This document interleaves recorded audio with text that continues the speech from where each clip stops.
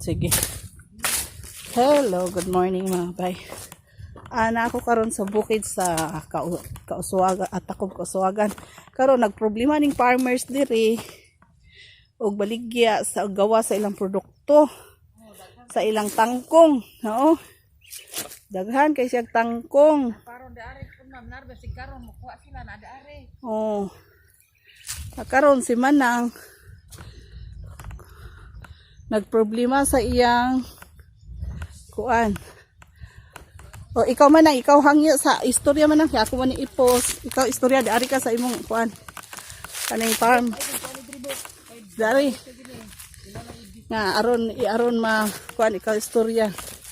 Nga imong igawas sa saan ni paggawas. Okay. Oh. Na si Manang may buntag no karon ang amuang produkto diri sa family farm, kangkong ug litos. Daghan kay imong na-harvest karon nya. Unsa na mo pagawas nga lockdown man, maintag na yung mga buyers maluoy.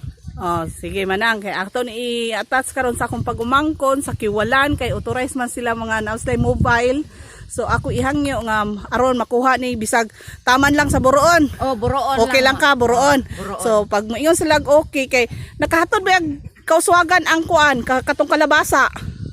Kalabasa, mayon karon kangkong po ni kalabasa ilan ako. Oh, pero nakalabas sila. So ikaw galisod lang kag gawa sa imong product. So sige.